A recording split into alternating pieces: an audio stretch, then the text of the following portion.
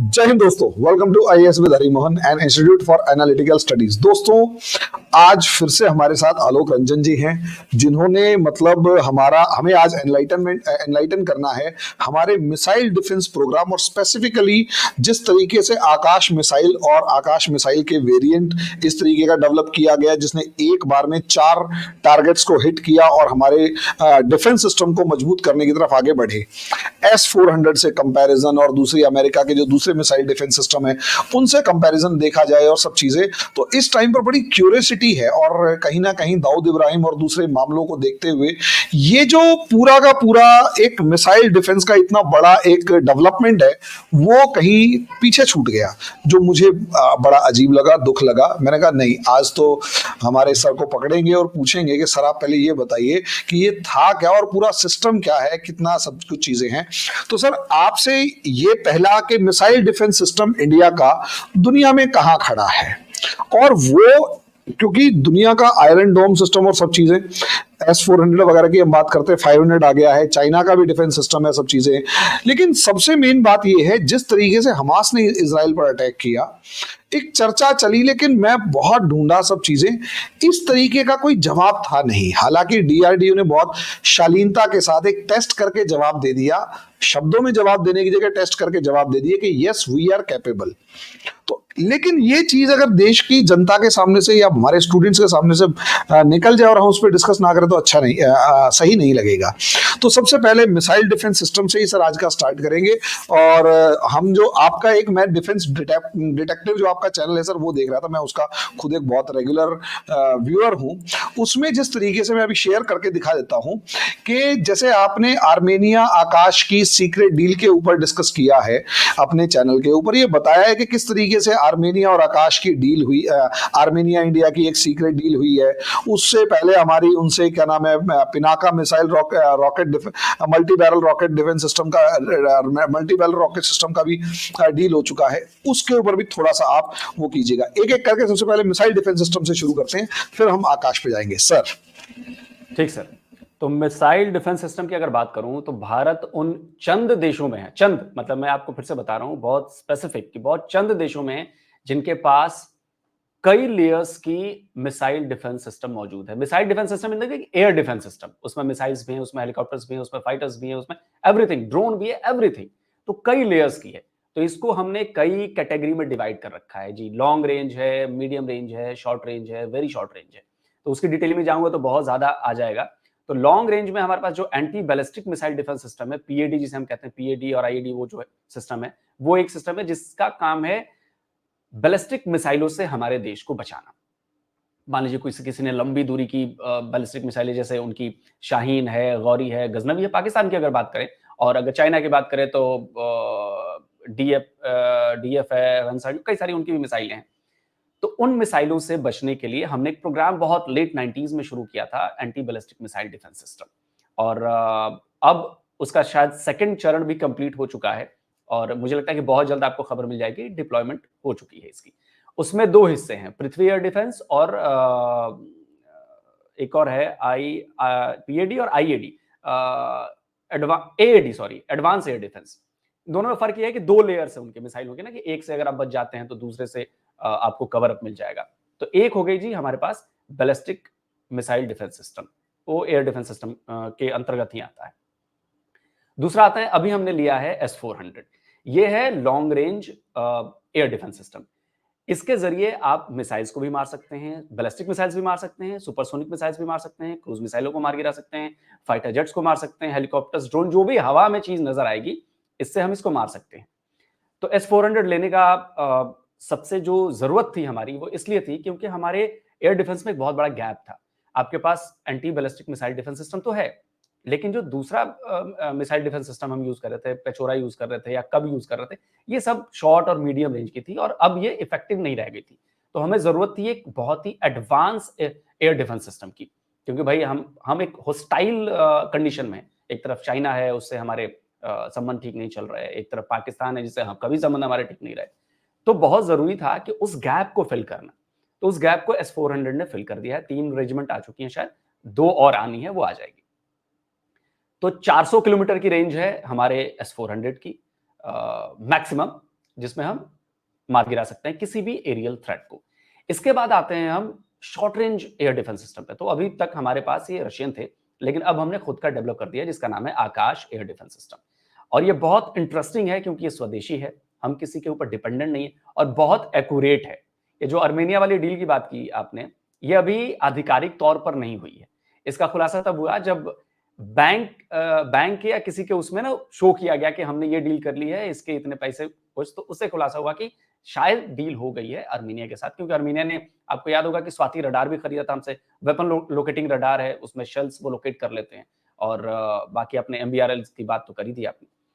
तो ये बहुत जरूरी था कि short range air defence system में आप किसी के ऊपर डिपेंडेंट न रहे, आप स्वदेशी आपके पास एयर डिफेंस सिस्टम हो और उसकी एक्यूरेसी बहुत अच्छी हो।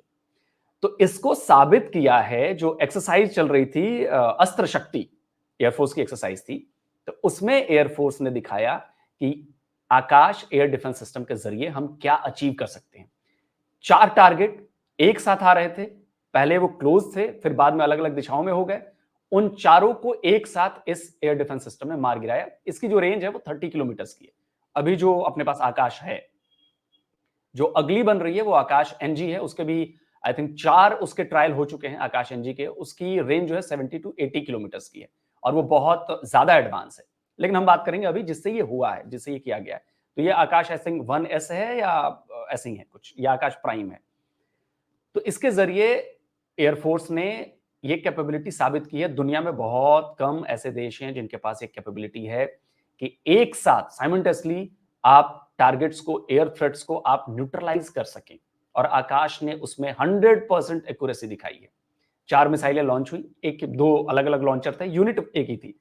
मैं थोड़ा सा इसके यूनिट के बारे में बता देता हूं। जो इसकी फायरिंग यूनिट होती है, तो उसको एक बैटरी कहा जाता है। बेसिकली एयर डिफेंस सिस्टम को ना बैटरी होती है, तो बैटरी में बहुत सारे कंपोनेंट्स होते हैं, जैसे रडार भी होगा, कंट्रोल सेंटर भी होगा, फायरिंग रडार होगा, आपका ये ट्रैकिंग रडार्स होते हैं। तो इसमें एक रडार लगा है जो इस वेपन सिस्टम में इंटीग्रेटेड है, उसको कहते हैं राजेंद्र। तो करीब उसकी जो रेंज है वो 150 किलोमीटर दूर की रेंज है। और इसकी जो स्ट्राइक है, चूंकि वो 150 किलोमीटर से ट्रैक एंड डिटेक्ट कर सकता है, डिटेक्ट एंड ट्रैक कर सकता है, और इसके रेंज में आती है मिसाइल ऑटोमेटिकली फायर कर देता है। ऑटोनोमस है, बिल्कुल ऑटोमेटिक चलता है। बस आपको जो कमांडर है उसका, उसको यस और नो कहना पड़ता है, वो चाबी घुमानी पड़ती है, तो उससे वो फायर हो जाता है। बाकी सब कुछ ये खुद खुद स्वचालित तरीके से करता है ये सारा सिस्टम। तो ये जो फायरिंग यूनिट थी, इसमें 2 लॉन्चर थे और दोनों से 2-2 मिसाइलें फायर हुई और चारों टारगेट्स को इन्होंने ध्वस्त कर दिया। अब देखिए आकाश जरूरी क्यों है हमारे लिए? जरूरी इसलिए है क्योंकि जब लड़ाई होती है तो आप 2 तरफ से तैयारी करते हैं। एक आपको अटैक करने की तैयारी होती है, मतलब आपको अपनी अटैक प्लानिंग करनी पड़ती है। साथ में आपको डिफेंस भी करना है, क्योंकि भाई सामने वाला भी तो अटैक करेगा, तो उसके लिए डिफेंस की तैयारी आपको रखनी पड़ती है। तो S-400 हो गया हमारा लॉन्ग रेंज और ये हो गया हमारा शॉर्ट रेंज। तो इससे हमारा कवर अप है, लेकिन अभी भी इसके बीच में एक और लूप होल है मीडियम रेंज के लिए। क्योंकि देखिए कई तरह के ना अलग अलग थ्रेट्स होते हैं। अब मान लीजिए कि कोई थ्रेट बहुत छोटा है, नॉमिनल है, उस पर हम S-400 की मिसाइल खर्च नहीं करेंगे, क्योंकि उसमें ज्यादा पैसे खर्च होते हैं। उस यूनिट को फायर करने में हमारा ज्यादा पैसे खर्च होंगे। तो भाई इसको भी ध्यान रखना है। तो इसलिए आकाश है जो कम पैसे में काम होता है। एक हम और पे काम कर रहे हैं, MR-SAM और XR-SAM कहते हैं उसको, उस पर भी हम काम कर रहे हैं। तो बहुत जल्दी वो S-400 और आकाश के बीच का जो गैप है, वो उस गैप को फिल कर देगा, जो XR-SAM और MR-SAM है हमारे। तो सैम यानी कि surface to air missile, basically ये एरियल थ्रेट्स को न्यूट्रलाइज करने के लिए होते हैं। अच्छा,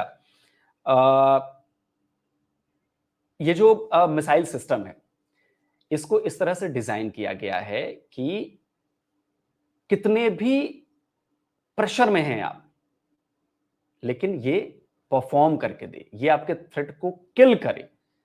तो जो किल रेशियो है, यानी कि देखिए इसमें क्या होता है कि एक मिसाइल फायर हुई, अगर मान लीजिए उससे लगता है सिस्टम को कि नहीं एक मिसाइल से ये बच जाएगा शायद, तो सेकंड मिसाइल 5 या 10 सेकंड बाद दूसरी मिसाइल फायर होती है सेम टारगेट पे। मतलब एक टारगेट पे 2 मिसाइलें फायर होती हैं कि भाई किल प्रोबेबिलिटी जो होती है वो आपकी 100% अचीव हो जाए। तो अगर सिंगल मिसाइल में अगर फायर करें तो इसकी किल प्रोबेबिलिटी करीब 88-89% की है, जो बाकी दुनिया की जो शॉर्ट रेंज की मिसाइल डिफेंस सिस्टम से या एयर डिफेंस सिस्टम से उनके बराबर का है, और उनसे बहुत कम लागत में बना है। ये भी हमें नहीं भूलना चाहिए, डीआरडीओ की बहुत बड़ी उपलब्धि है। और जो double one target two missile का जो कॉन्सेप्ट है, उसमें एक नियर अबाउट 98.5% इसका किल प्रोबेबिलिटी रेट है कि मार ही देगा ही।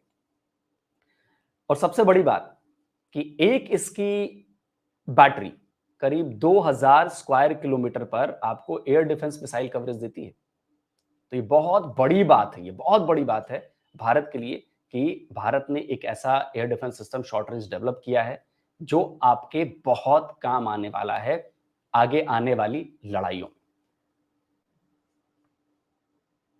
सर मैं एक क्वेश्चन पूछ रहा था पहला, कि जैसे इंडिया के लिए जो थ्रेट असलियत में बढ़ी है ना सर, वो बढ़ी है हमारे उसकी क्या नाम है, ड्रोन्स की। दनादन जो ड्रोन्स आ रहे हैं, चीजों को गिरा रहे हैं, मेरे हिसाब से आप शायद उस तरफ इशारा कर रहे हो, गवर्नमेंट कहीं ना कहीं उस तरफ टारगेट कर रही हो। मैं श्योर नहीं हूँ कि उसको वो गवर्नमेंट टारगेट कर ही रही है नहीं कर रही है, लेकिन कहीं ना कहीं इसके लिए भी शायद काम आ सकता है कि छोटे छोटे अगर ड्रोन्स आ रहे हैं तो उनको मार गिराने के लिए या जो भी है। एक दूसरा मेरा को जो क्वेश्चन है ना वो ये है सर कि असलियत में डर हमास के नाम का है। जो हमास ने इस टाइम पर अटैक किया और जबरदस्त एकदम से अटैक किया, नंबर के सामने डिफेंस सिस्टम बौना नजर आया। हमास ने यहां नंबर गेम खेला, ना कि एक्यूरेसी।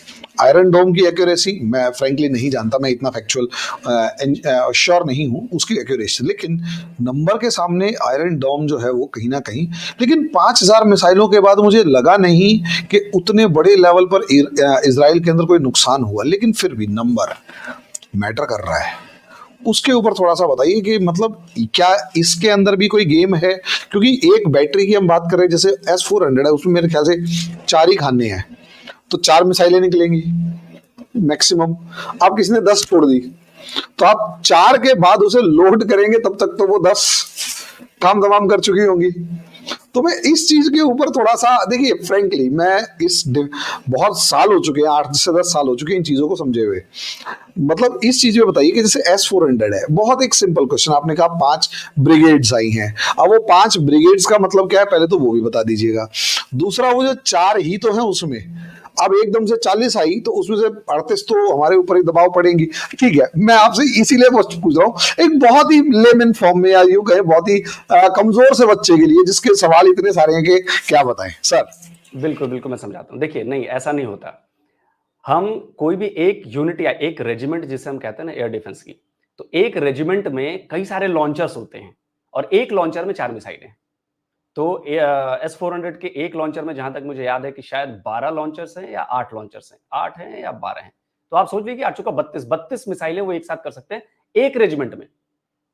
मतलब 32 टारगेट वो एक साथ डिस्ट्रॉय कर सकते हैं एक रेजिमेंट से। तो ऐसे हमारे पास 3 है, तो लॉन्चर उनमें बढ़ सकते हैं घट सकते हैं। लॉन्चर्स कई होते हैं जिनसे फायर यूनिट्स कहते हैं, जिनसे कि कमांड एंड कंट्रोल एक है, बट उसके लॉन्चर्स अलग अलग हैं, वो अलग अलग जगह पे प्लेस रहते हैं। ये नहीं कि सारे एक जगह रहते हैं, वो पोजीशन के हिसाब से प्लेस रहते हैं। सेम ऐसा ही आकाश में है। ये जरूरी नहीं है कि आपके 2 लॉन्चर्स ही हैं एक यूनिट में और दोनों पास पास हैं और वही दोनों फायर करेंगे, नहीं।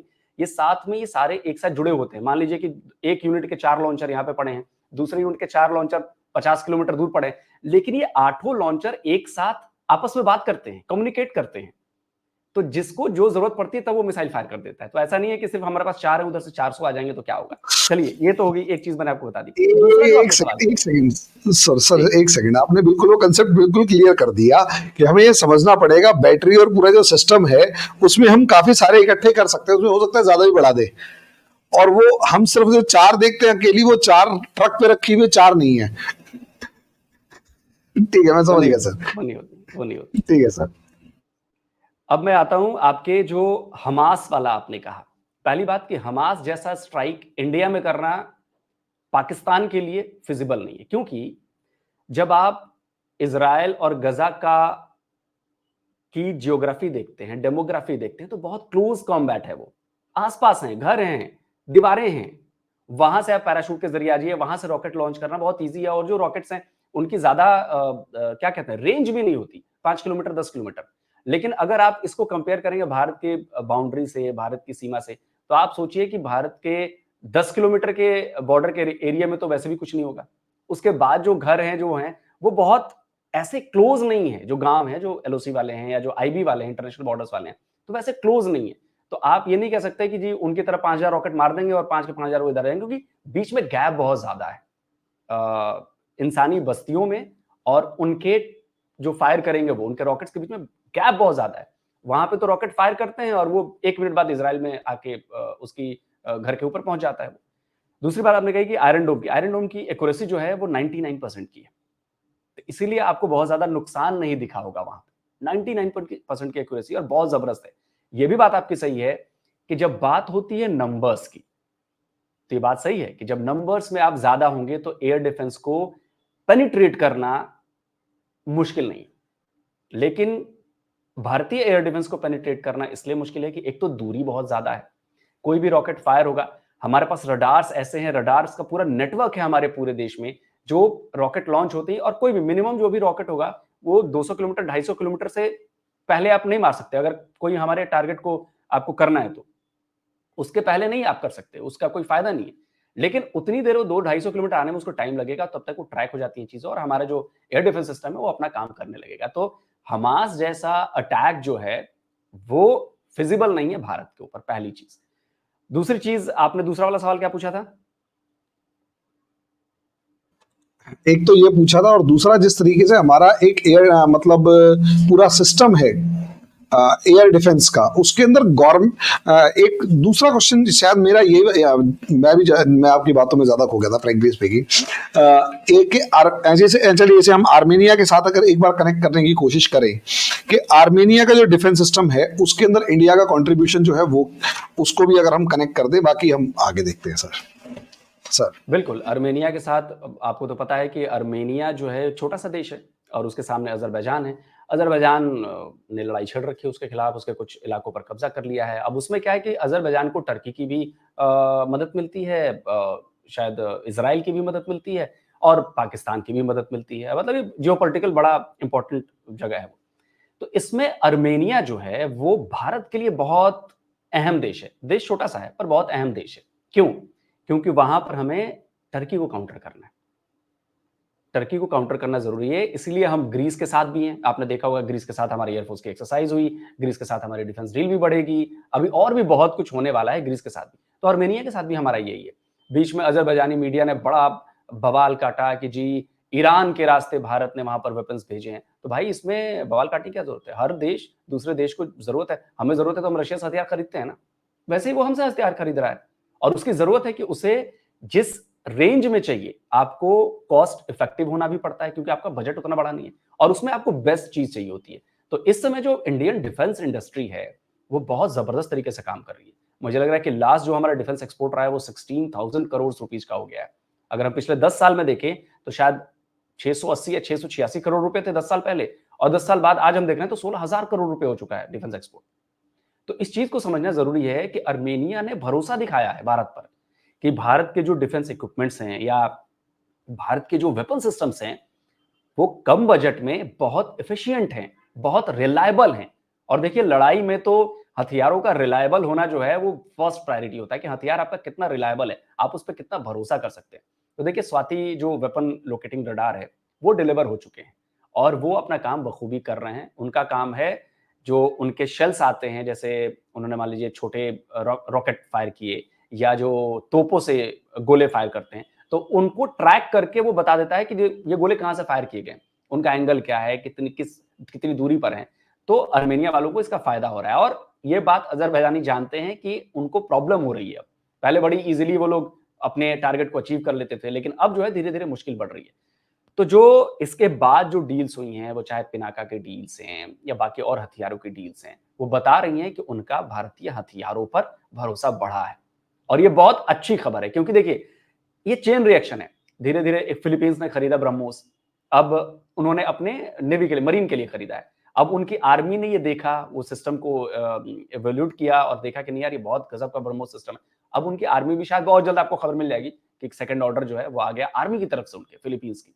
इसके अलावा इंडोनेशिया से बातचीत, जो हमारे सीएमडी हैं ब्रह्मोस एरोस्पेस के, उनका कहना था कि भाई इंडोनेशिया से बातचीत बिल्कुल आखिरी दौर में है ब्रह्मोस के लिए। तो आप सोचिए कि सिर्फ हम हथियार नहीं बेच रहे हैं, हम इसके साथ अपने जियोपॉलिटिकल गोल्स को भी सेट कर रहे हैं।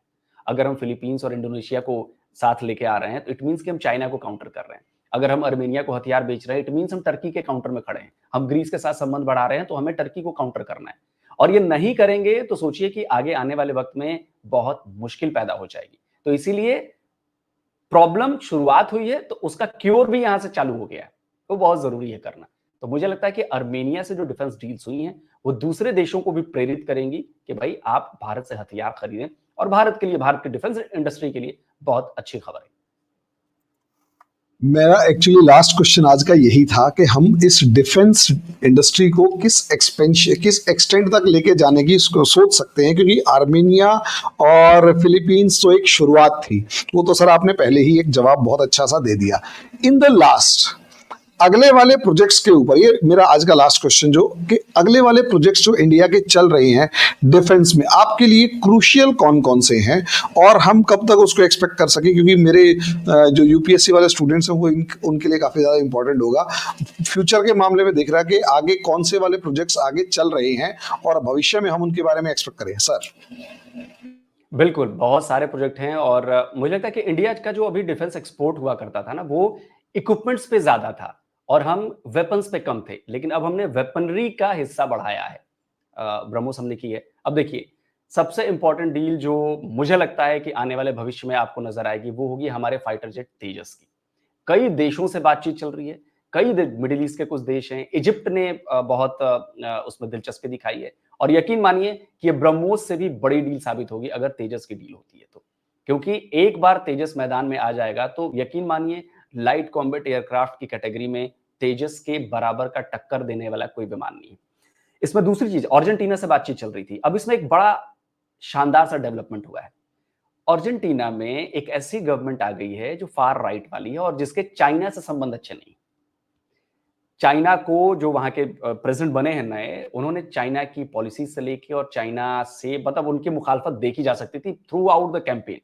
अब वहां पे क्या हुआ है कि अर्जेंटीना को JF-17 चाइना बहुत दिनों से, बहुत सालों से कोशिश कर रहा है कि वो बेचे, और वहां पर हमने तेजस को भी पेश किया हुआ, प्रस्ताव दिया हुआ है, तो अर्जेंटीना वाले इधर भी आए थे, तेजस को देखो के भी गए हैं। इसके अलावा अब ये तो पता है ना कि JF-17 कहता तो है कि पाकिस्तान बनाता है, लेकिन एक्चुअली वो चाइना बनाता है। सारी टेस्टिंग, सारे उसके जो प्रोटोटाइप होते हैं वो चाइना में बनते हैं, वो यहाँ पे सिर्फ असेंबल करते हैं पीएससी कैमरा में।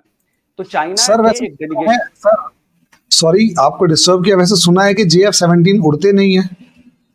ग्राउंडेड है बहुत ज्यादा, क्योंकि उनमें क्रैक्स आ गए हैं, उनका जो मटेरियल है वो ठीक नहीं है, इंजन गड़बड़ है, रशियन इंजन यूज करते हैं, शायद RD-91 है या कोई एक इंजन है, उसमें प्रॉब्लम्स आ रही हैं। तो मैक्सिमम ग्राउंडेड है। नाइजीरिया को इन्होंने बेचा, नाइजीरिया खुश नहीं है। इन्होंने JF-17 और किसी को बेचा था, नाइजीरिया, म्यांमार। अपने म्यांमार, वो भी खुश नहीं है इनकी वजह से। तो मुझे लगता है कि आगे डील होगी। तो ये लोग चाइनीज जो हैं, ये बड़ी कोशिश में है कि अर्जेंटीना को बेच दे। तो यहां पर तेजस के लिए एक विंडो ओपन होती दिखाई दे रही है, क्योंकि चूंकि वो एंटी चाइना प्रेसिडेंट हैं जो नए इलेक्ट हुए हैं, तो यहां पर तेजस के लिए ग्राउंड थोड़ा मजबूत दिखाई देता है। तो मुझे लगता है कि आने वाले डिफेंस एक्सपोर्ट में हमारे जो सबसे टॉप प्रायोरिटी पे और बड़ी डील्स हो सकती है वो तेजस की हो सकती है, फाइटर जेट की। इसके अलावा ब्रह्मोस में बहुत ज्यादा, और भी मिडिल ईस्ट की कंट्रीज भी ब्रह्मोस में बहुत ज्यादा दिलचस्पी दिखा रही है। और इनफैक्ट थर्ड नंबर पे आपका आकाश है। आकाश अभी अर्मेनिया से डील हो सकती है कि हो गई हो, लेकिन इसके अलावा मिडिल ईस्ट के 2 से 3 कंट्रीज ऐसी हैं जिन्होंने आकाश में दिलचस्पी दिखाई है। और साथ में अगर हम इधर देखें तो इंडोनेशिया और फिलीपींस, इधर भी कई सारे देश हैं, वियतनाम, जो कह रहे हैं कि शायद वो इसको आके देखेंगे, करेंगे कि सिस्टम काम कैसे करता है। तो मुझे लगता है कि ये जो हमने, एयरफोर्स ने हमारी जो दिखाया है ये अपनी कैपेबिलिटी को, ये पूरी दुनिया को दिखाने के लिए किया गया कि देखो, अगर हम आकाश को बेच रहे हैं आपको, तो हम यूं ही नहीं बेच रहे, हम आपको सामने प्रैक्टिकली दिखा रहे हैं कि कैसे उसने 4 टारगेट को एक साथ डिस्ट्रॉय किया है। और इसका एक अच्छा इमेज और अच्छा एक संदेश गया है पूरी दुनिया को। तो मुझे लगता है कि ये टॉप प्रायोरिटीज हैं, तेजस, ब्रह्मोस एंड देन आकाश। आलोक जी, एक बहुत, वैसे तो वो आखिरी क्वेश्चन था, लेकिन एक दिल में सवाल जागा है, माफ कीजिएगा अगर ये इडियोटिक हो, तो मुझे भी लग रहा है थोड़ा सा मतलब बेवकूफाना क्वेश्चन है। एक ब्रह्मोस मिसाइल मिसफायर हुई थी, ठीक है, उसमें चाइना के रडार फेल हो गए थे और मैंने सुना है उसके बहुत सारे ऑर्डर्स भी कैंसिल हो गए थे। क्या सच में मिसफायर हुई थी? अब देखिए, ये तो कोई नहीं बता सकता कि मिसफायर हुई थी, लेकिन नॉर्मली मैं आपको बताऊं कि जो प्रोटोकॉल फॉलो किए जाते हैं किसी भी मिसाइल को लॉन्च करने के लिए, वो ऐसा नहीं होता कि मेरे जैसा आदमी बैठा हुआ बटन दबा दिया और मिसाइल लॉन्च हो जाती है। वो एक लंबा प्रोसीजर है जो ऊपर से लेके नीचे तक फायरिंग करने वाले बंदे तक आता है। वो ऐसा नहीं है कि वो चंद सेकंड्स में हो जाता है। वो अप्रूवल्स आते हैं, फिर वो कमांडर के पास आता है, कमांडर अप्रूव करता है, फिर वो कोड डाले जाते हैं, फिर वो मिसाइल लॉन्च होती है। मैं ऐसा नहीं है कि कोई बटन पे बैठा, बटन दबा देगा तो मिसाइल लॉन्च हो जाएगी, नहीं हो सकता ऐसा। उसका एक बहुत लंबा चौड़ा प्रोसीजर है एक मिसाइल को फायर करने, क्योंकि बहुत सेंसिटिव चीजें होती हैं। मिसाइल फायर हो गई, मान लीजिए चलिए वो मियाँ चन्नू में गिरी, उसमें वॉरहेड नहीं था, विदाउट वॉरहेड गिरी, लेकिन विदाउट वॉरहेड भी वो मिसाइल गिरी तो उसने ठीक ठाक घरों को तोड़ फोड़ दिया और बहुत नुकसान पहुंचाया। इंसानों पर नहीं गिरी, चलिए वो अलग बात थी। इसके चक्कर में 3 एयरफोर्स के ऑफिसर भी नप गए। लेकिन देखिए, जो आपने बात कही ना कि Chinese radar, basically Chinese radar, और उन्होंने लिया था HQ-9B, जो उनका एयर डिफेंस सिस्टम है चाइनीज, वो लिया था। और यकीन मानिए, न उनके रडार हमारी मिसाइल को पकड़ पाए, न उनका एयर डिफेंस सिस्टम उसे मारकर गिरा पाया। उसको तो समझ भी नहीं आया कि क्या हुआ। वो कई मिनटों तक पाकिस्तानी एयर स्पेस में घूमती रही हमारी मिसाइल, और वो जाकर गिर गई। और वो आप समझिए कि इससे पूरी दुनिया को क्या संदेश गया। ठीक है, पाकिस्तान ने हो हल्ला मचाया कि देखो जी हमारे ऊपर मिसाइल मार दी और ये कर दिया वो कर दिया। हमने भी कहा कि ठीक है जी, गलती से हो गया, हम इसके लिए जी सॉरी हैं, और सॉरी हमने पाकिस्तान, गलती से छूट गई। हाँ, गलती से छूट गई और हमने कर दी। लेकिन आप देखिए कि संदेश कहां गया। पाकिस्तान के एयर डिफेंस की पोल खुल गई। आप ब्रह्मोस मिसाइल को नहीं रोक सकते। और ये मुझे लगता है, मतलब मुझे नहीं पता इसमें कितनी सच्चाई, मुझे लगता है कि भारत ने पाकिस्तानी सेना को दिखाने के लिए कि बेटा ज्यादा हीरो मत बनो, तुम हमारी एक मिसाइल रोक नहीं सकते हो और बात करते हो कि लड़ाई लड़ोगे तुम हमसे। तो इसलिए आपको याद होगा जनरल बाजवा ने जाते जाते अपने सेना का जो इनका फॉरवर्ड लुकिंग वो डॉक्यूमेंट बनते हैं, उसमें लिखवा के गए कि पाकिस्तान 100 साल तक भारत से लड़ाई नहीं करना चाहता। तो ये हो सकता है ब्रह्मोस का डर हो जो दिखाया गया। तो सर आज के लिए एक्चुअली माफ कीजिएगा, मेरा बिहेवियर ऐसा है कि मैं थोड़ी चीजें हंस के पूछ लेता हूँ और एक बहुत उसमें, तो नहीं सर, कभी कोई यही से दिक्कत गलत नहीं। ना समझ जाए। अरे नहीं बाकी ये सर, है कोई जो दिक्कत नहीं। जिस तरीके से सर ने हमें समझाया कि हमारा पूरा मिसाइल डिफेंस सिस्टम क्या है, किस तरीके से है, मुझे ऐसा लगता है कि हमारी काफी ज्यादा नॉलेज इस मामले में बढ़ी होगी। और लगातार मैं डिफेंस और इंटरनेशनल रिलेशंस के मामले में सर से कांटेक्ट में रहूंगा और रिक्वेस्ट करता रहूंगा, सर को शायद परेशान भी करता रहूंगा, सर एनी जल्दी टाइम जल्दी सर, आइए। नहीं sir, any time sir, any time, any time, तो एनी टाइम। उस मामले में तो आज के लिए हम इस डिस्कशन को यहीं रखेंगे, बाकी नेक्स्ट वीडियो पे नेक्स्ट टॉपिक पे डिस्कशन करेंगे। तब तक के लिए धन्यवाद सर, बहुत बहुत शुक्रिया, थैंक यू, बहुत बहुत धन्यवाद। Thank you.